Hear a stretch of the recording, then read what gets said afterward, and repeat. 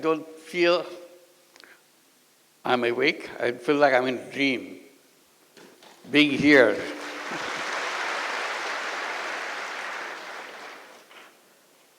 It's a stunning experience to come to such a prestigious, such an influential institution in the whole world. I admired from a distance. In the past, whenever I came, I tried to get a glimpse of Al-Azhar. I just came through just watching from a distance. I didn't dare to enter. I was not familiar where to go. Today you bring me in. I'm here with the students and the faculty and the friends. It's an amazing experience, a lifetime experience for me.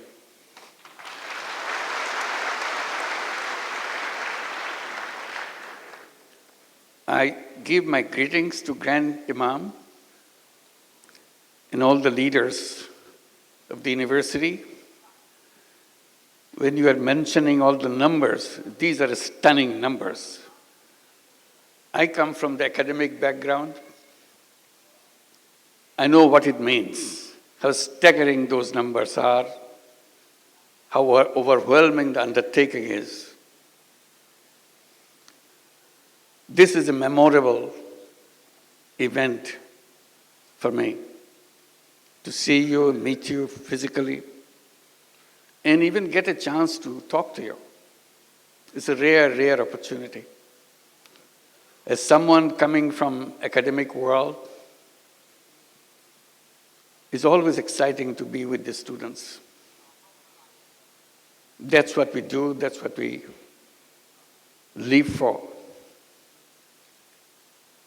And my greetings to all of you, all the students of Al-Azhar who are present here, who are outside, those staggering number of students and faculties all over the world. And among them, there are Bangladeshi students, pretty large number too. Can I see you with the Bangladeshi students? Will you please stand up to see? Wow, these are all Bangladeshi students. I should. Thank you. Thank you, thank you. তাহলে তো বাংলায় কথা বললেই হয় সব। অসংখ্য ধন্যবাদ। Thank you. অপূর্ব সৌভাগ্য আমাদের সবার, আপনাদের সবার সঙ্গে দেখা হলো আজকে।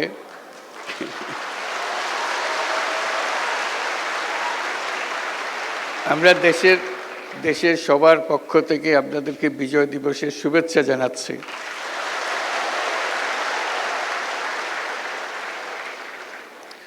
আমি ইংরেজিতেই বলি, অন্যরা বুঝতে পারবেন না বলে আপনারা তো বুঝতে পারবেন।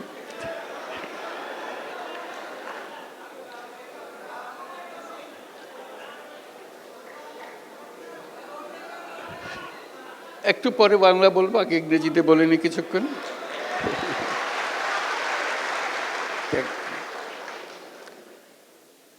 It's a wonderful feeling that you could accommodate so many students. I hope more and more students from Bangladesh could come here, and more opportunities will be available to you, because you change the world. Coming to Al-Azhar gives you the perspective, give you the knowledge, give you the willingness to do things which is good for humanity, not only in Bangladesh, globally. So that's your role. You are not limited to a particular country. You are limited for your service is for the whole world, for all humanity.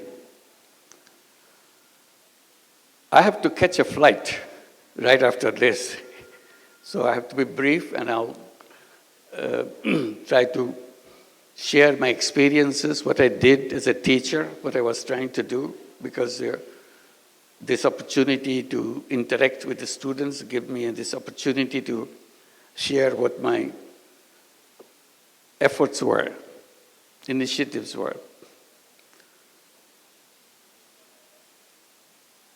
My experience in the University of Chittagong began 53 years back, as Bangladesh became just independent country at that time.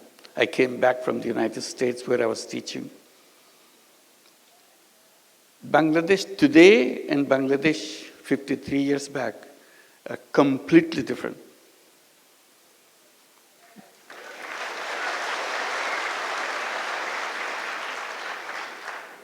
Bangladesh was the poorest country in the world. That was its title. This is not something make you feel encouraged that you are a citizen of the poorest country in the whole world.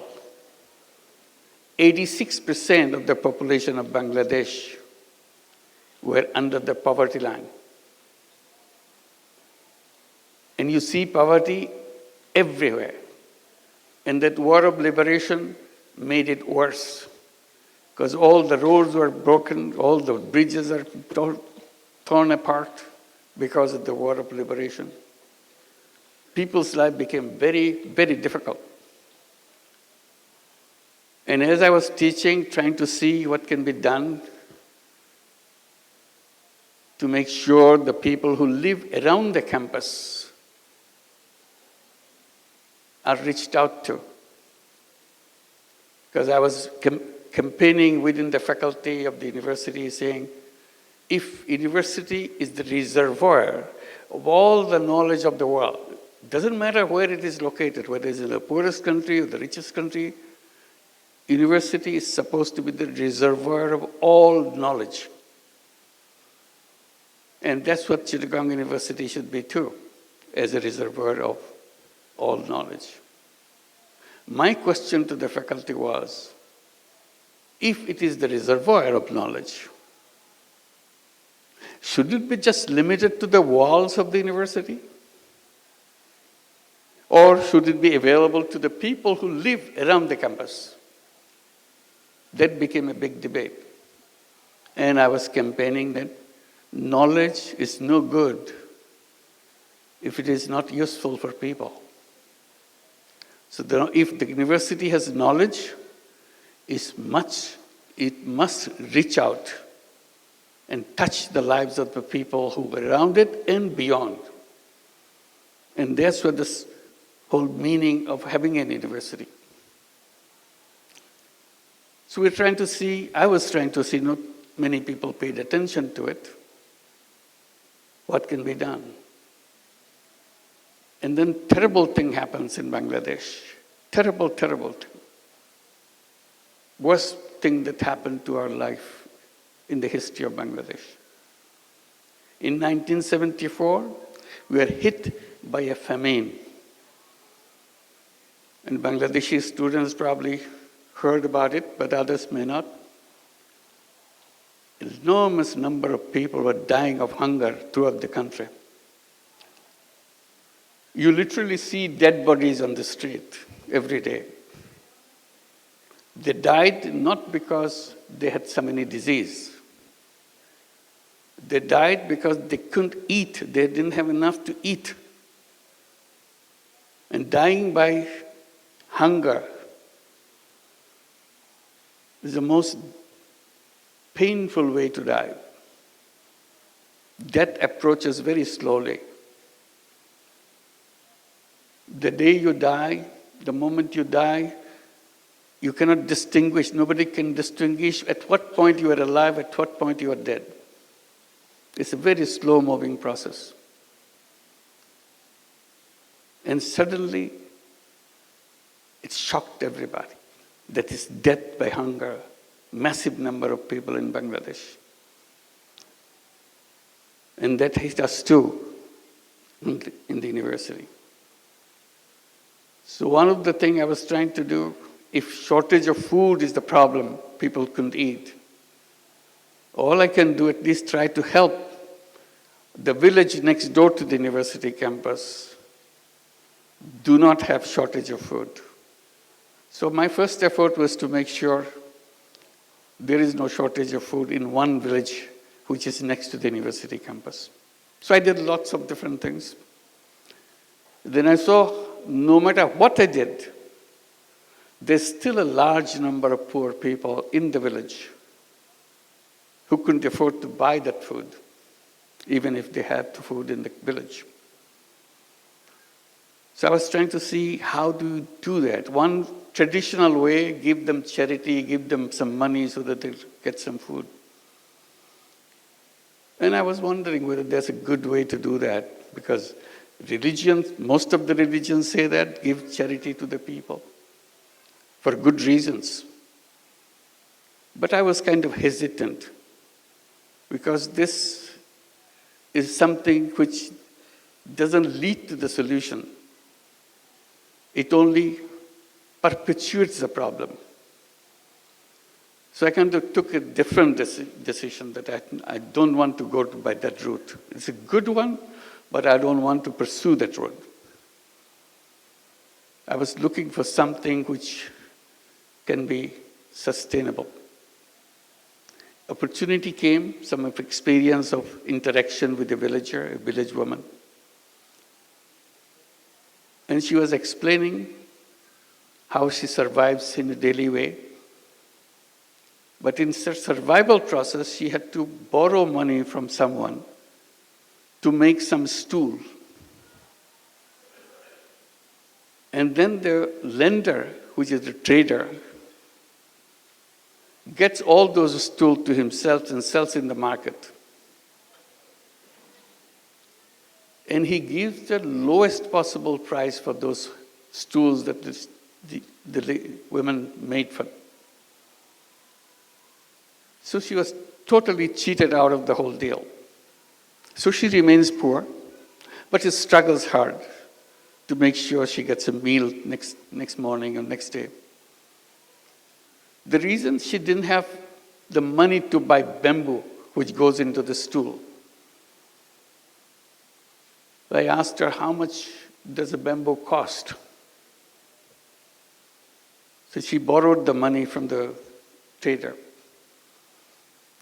She said maybe about 50 cents, US dollar wise, or maybe a little more if you are looking for a good quality. I said, what if somebody gave you that 50 cents as a loan, can you pay it back? I said, of course I can pay it back, because I pay him much more than that. So paying you back is no big deal. I thought about it. Should I give her the 50 cents and let her be free from the moneylender, trader? Or she should continue the same relationship and see what happens. So I did give her the money. But I thought about it. Next morning I came back to her. I said, okay, I'll give you the money. The deal is you'll return the money to me once your business is done, and then you can borrow more.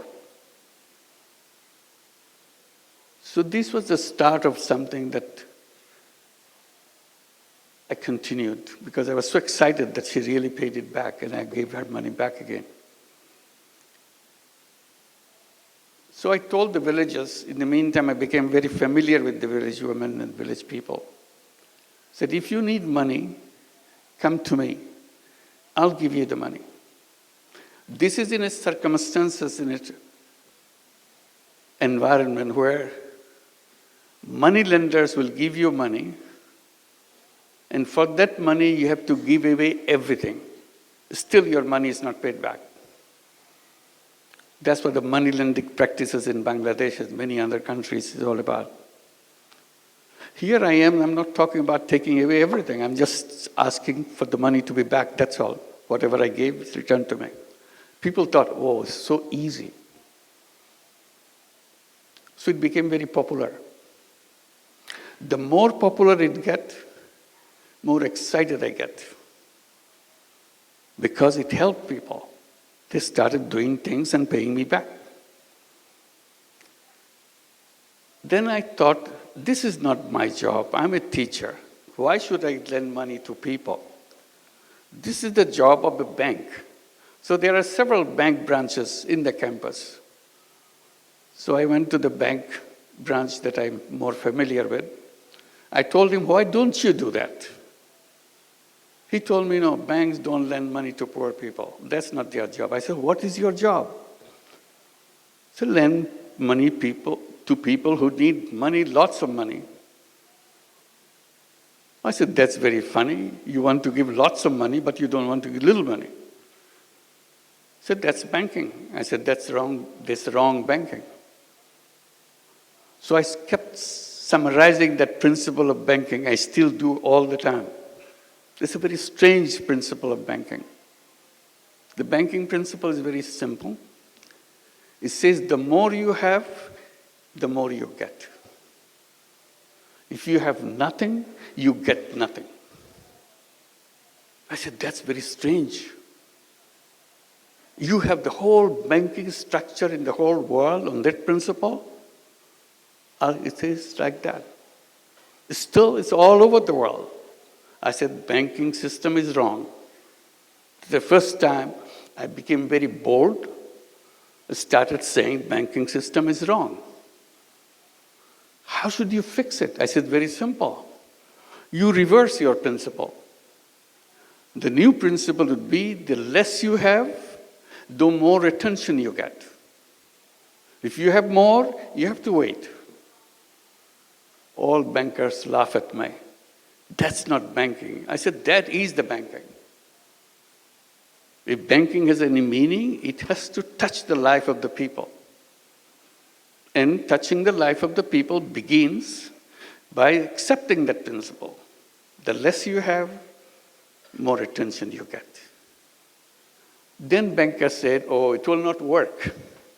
No matter what principle is, but it sounds good, but it will not work. Poor people will never pay back. Then I raised a simple question. How do you know? Have you ever given any money to any poor people? No, we have not, because our system doesn't allow that. I said, then how could you come to that conclusion? Oh, everybody knows that. I said, I don't know that. So I want to practice. I want to find out.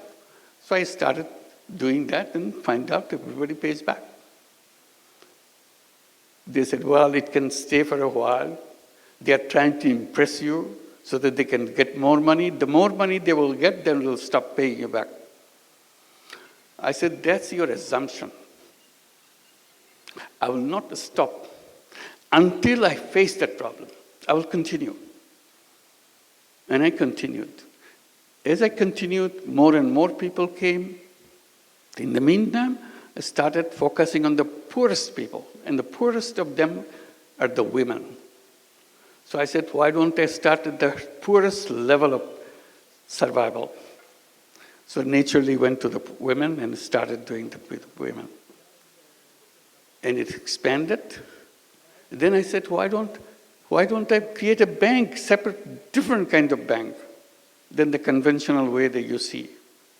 The idea of having a bank came at that moment. And I started debating with the government officials, telling them, give us a permission to create a bank. Everybody laughed at it. How can you have a bank for the poor people? I said, like the way I do it. Oh, that's not banking. I said, what would you call it? Banking is about lending money and getting money back and running a sustainable organization. It's a business organization. Nobody believed that. Finally, after many years, I got the permission to create a bank. I called it Grameen Bank or Village Bank and continued to expand. And that became a story after that. So this is how an idea came to challenge an institution. The reason I'm telling this story in details, unless you challenge, nothing will happen. The world will remain the way it is. It is the young people, it is the students who can see things more clearly because they are still looking for things. And that's what you are. Looking for things to do. Looking for changing people's life. Looking for changing the whole world. If you stay where you are, repeating the same thing over and over again, world will remain where it is. And then I came with the idea that I started telling about. I said, not only you challenge, you dream, you imagine. Imagination is a big power. That's very funny. It doesn't cost you anything to imagine. You can imagine anything you want. Imagination doesn't have any limit. But it is the fundamental thing to lead you to change. If you don't imagine, it will never happen. It's a very funny thing. If you don't imagine, it will never happen. But if you imagine, it has a big chance of happening. So I encourage everybody, all my students, people that I meet, make imagination. Imagine things. Things which are absolutely impossible. Imagine that. And if you keep on imagining, it will happen. So while I do the thing in Grameen Bank, and people say it will work in Bangladesh, it will not work anyplace else, it started spreading in other countries. It even came to Egypt. We started some programs in Egypt. Many microcredit programs are introduced. It went to many other countries in Asia. The funny thing is, it was introduced in the United States. In 2008, we set up a program called Grameen America. It started in Jackson Heights, New York. Everybody said, no, this is not Bangladesh. We don't have poor people in the United States. You are making us feel like we are some kind of fools. I said, no, you're not fools. You're very smart people. But you don't realize that you have poor people, because you keep claiming that you don't have poor people. You are the richest country in the world, quote unquote, richest country in the world. That doesn't mean you don't have poor people. Oh no, we don't have poor people. It's a rich country. I said, yes. Then I asked the question, do you have welfare program in your country? Oh yes, it's a very rich program. We have lots of people. We take care of all the people. We give them monthly check every month so that they can buy their whatever their family needs are, so that they can take care of themselves, their children. A check every month, welfare check. I said, you know what? Every family, every person that you are giving a welfare check is a poor person by your own recognition, because they cannot afford to maintain their life on them by themselves. So you are giving them money from the state. They are poor, but you are claiming they are not poor. You are hiding poverty. Anyway, this debate went on, but in the meantime, Grameen America started expanding. Now it works in 35 cities in the United States. It lends out about $2 billion a year. In a couple of years' time, they will be distributing $3 billion and $4 billion. This is the path it has took.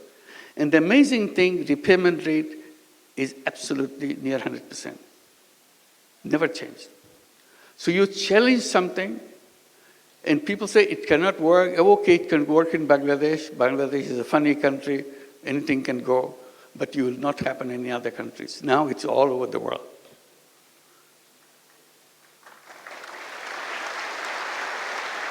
Why women?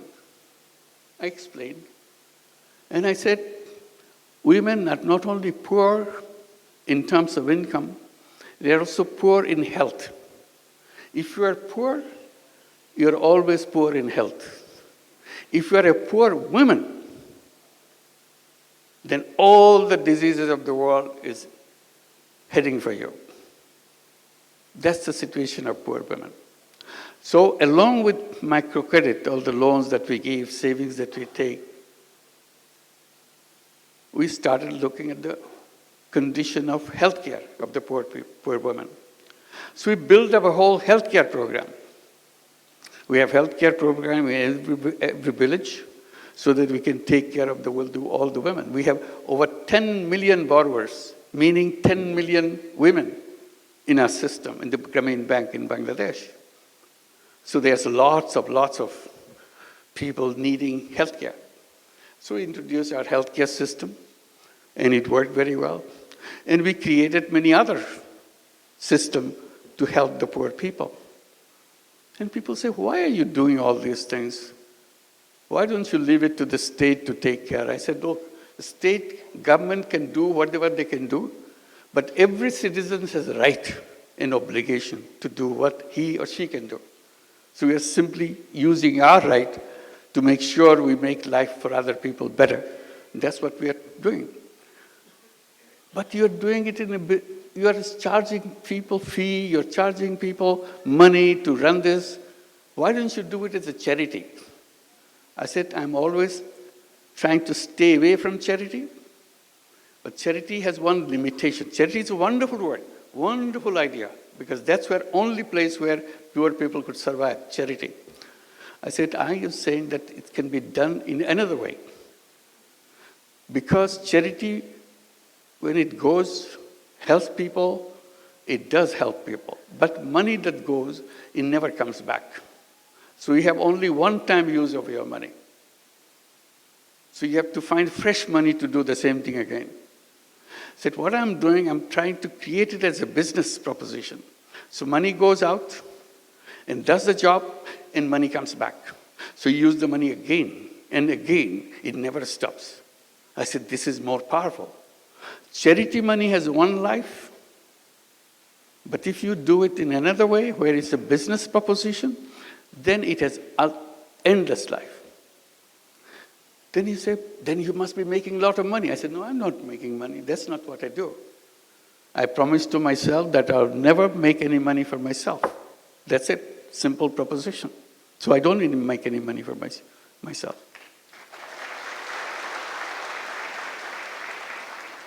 Then why are you doing like this? This is not a business then. I said, it is a business. See, we're conflicting. In our classroom, we are told, if you are in a business, you have to make money. And the best sign of a good business is to make the profit as high as possible. Profit maximization principle. See, I got stuck with this now. Profit maximization principle. I said, well, that may be the one kind of business, but there are other kinds of business. Oh, in our books, there is no other kind of business. There's only one kind of business. To profit maximizing. To maximize profit. I said, if you have only one kind of principle, then this is something missing. There should be in your textbook another kind of business. Business to solve problem of the people without making any money for yourself. Oh, we never heard of this because you never did that. I said, I'm doing it, I like it. They started a debate. Can this be a business? I said, of course it's a business. Business means you sell something, you produce something, sell something, and get your money back and have a surplus. In my business, there is a surplus. There's no question about it. But I don't want to take it myself. That's the only thing. The rest of it's the same. Why didn't you want to take money for yourself? I said, that's my decision. That's all. You don't question that. If you like it, you should do it too. It's fun to do that. It's a big controversy in economics classes and conferences, debate, can this be a business? I'm saying this is a business as anything else. So finally, I have to give it a name. I started calling it social business. Defining as a business to solve problem without financially benefiting by yourself. So surplus stays with the business and expands the business. We took this principle and expanded, creating many, many other businesses. And funny thing, we came up with an idea. Well, government was giving licenses to telephone services. But in Bangladesh, in many countries, I'm sure Egypt did the same thing. At one point of time, very few people had telephones. It was a government service and very inefficient. Maybe 100,000, maybe something like that. That's the total number of telephones in the whole country. So that's when the mobile telephone idea came, and it's got introduced in other countries. Bangladesh wanted to give a license, give licenses for setting up mobile telephone companies. We looked at each other. What does it mean? And we had an idea. Why don't we apply? We had no idea what a mobile phone is for. But since government is asking for application, we sent an application. We want to have a mobile phone company.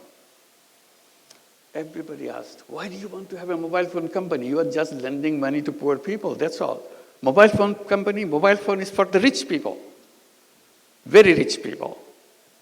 Because at that time it's very expensive when it came. So I said, well, we have an idea. We want to bring telephone in the hands of poor women. Again, a shocking experience. Why poor women? What do they do with the telephone? I said, we'll figure that out. We explained. Government was not happy with our application. They said, why do you want to give money to poor women? Telephone to poor women. I said, it's not for her to send messages or start it. At that time, there's no messages, just calling. Just calling each other. They're not calling anybody. They will allow the rich people in the village to use their telephone and charge a person heavy price. Because that's the first time telephone came, everybody wants to make a telephone call, she will make money. So why should I give it to rich people? I give it to the poor people, the privilege of having the telephone company. So we want to do that. So we created a telephone company called Grameen Phone.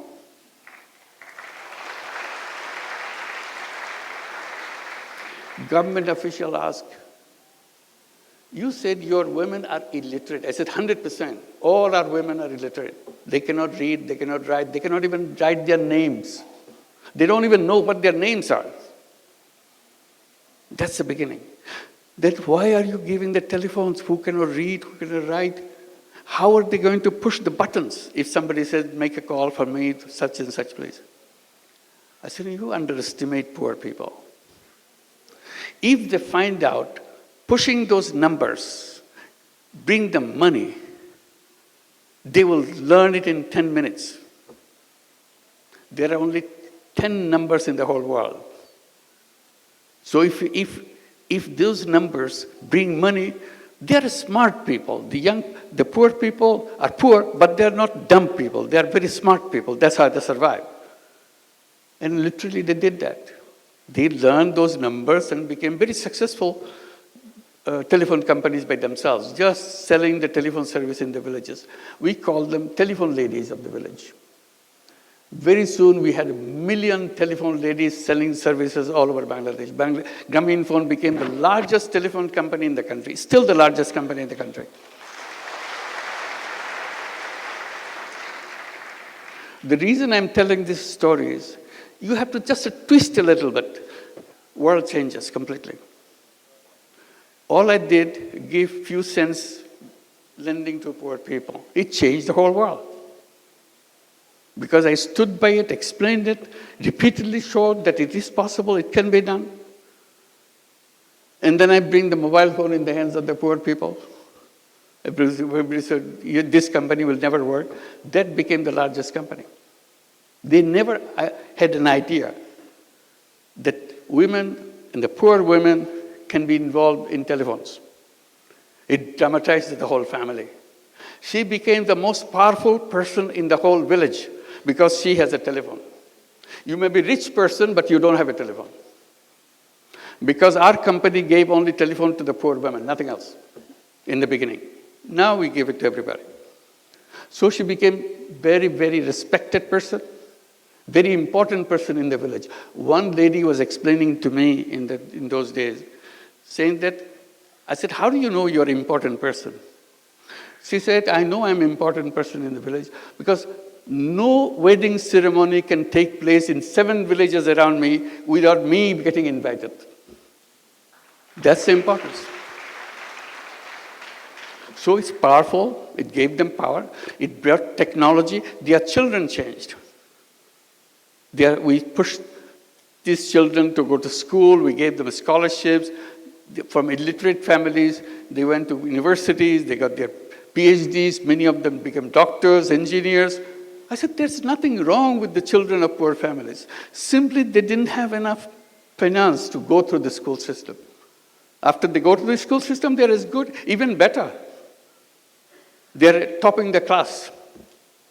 So it's about perception, how you look at the world, what you want to do with the world. So now I talk about creating a new world. I call it world of 3 zeros.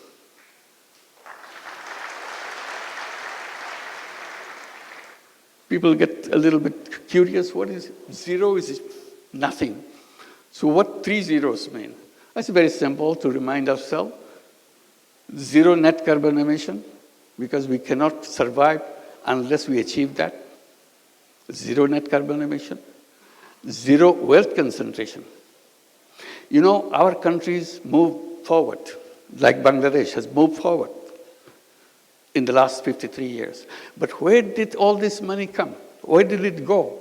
It went to the several people, several families in the country. Bulk of the people is still at the bottom. Their conditions slightly improved, but not what the richest people in the country is. All the wealth goes in one direction. In every system, in every country, wealth gets concentrated in the hands of 10%, 12% of the population of the country, and the rest is still struggling. So I said, that's not right. So we have to address this question of wealth concentration. That's where the social business comes. If you introduce social businesses, there is no wealth concentration because money is not going to one place. Money is just circulating, and you are not taking any part of the profit that you make. So I said the future of the world is having more and more social businesses. Everybody says, social business is a funny concept, it will not go anywhere.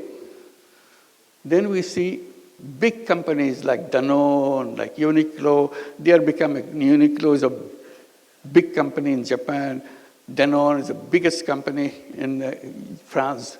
They became interested in social business. So we started having joint ventures of social business with big companies, addressing the problems of the poor people, because company doesn't want to make money for itself. It is only interested in solving problems. So now the social business idea is spreading. We have many, many centers at the universities. They have social business centers teaching what the social business is, challenging the whole economic system, whole economic framework. As at the root cause of all the problem that we created in the world is what we have designed as called economics, which is a profit maximizing system. I said that world will always be a world which will destroy itself. I said the civilization that we have created now is a self-destructive civilization. It will destroy itself. Nobody can save it. I repeat, this civilization is a self-destructive civilization. Either we'll be hit by all the problems we created, the environment and the climate will kill us, or wealth concentration will kill us. All the wealth will go to a few people on the top. The rest of the people will not have nothing. So that society is not tenable. Unless you're sharing the world, society cannot function. And the last one is zero unemployment. That's very interesting. It came because of my experience with microcredit. I said all human beings are born as entrepreneurs, not job seekers. But the economics teaches us, get ready, get a good degree, get a good education, get to the best university, so that you get a best job. I said, job is a wrong idea, absolutely wrong idea.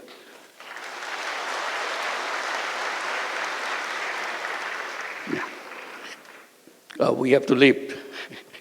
It's a couple of minutes. I said, it's a wrong idea because human being is a creative being. Essence of human being is the creativity. That's why I said, imagine. If you imagine, your creativity takes over. It makes it happen. You imagine that you want to go to the moon. When people were saying we want to go to the moon, everybody laughed at each other. Such a funny idea, human being going to the moon. You couldn't be funnier than that. But it's a dream. When you have a dream, you make it happen. And they made it happen. Now, lots of other dreams are coming up.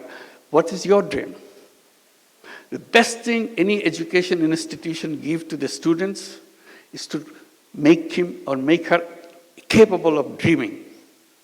If an institution is not inculcating that quality in young people, that institution is not an academic institution. It doesn't serve the whole purpose of being an academic institution, inspiring young people to dream the things that you would like to see. Once you dream, it will happen. So I talk about zero unemployment. I said all human beings are born as entrepreneurs. Job is the legacy of slavery. We don't want slavery. We don't want to be slaves. But the education system forces us to do that, because they say you need a degree, you need a piece of paper. Because if you produce a piece of paper, you get a job.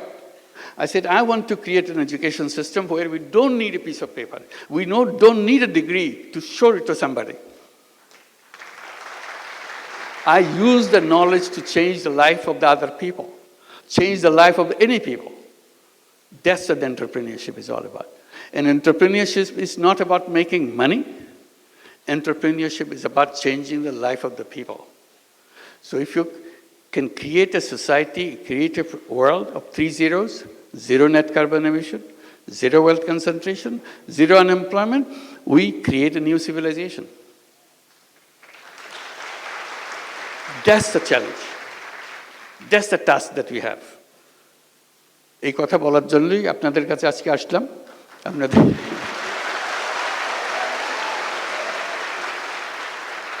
আজকে তাড়াহুড়া করে চলে যেতে হচ্ছে, ভবিষ্যতে আবার দেখা হলে সময় নিয়ে কথা বলবো। আজকে কথা আজখানেই শেষ করি।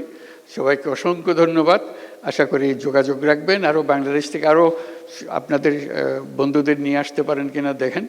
আশা করি এটার দেশের পক্ষে অসংখ্য ধন্যবাদ।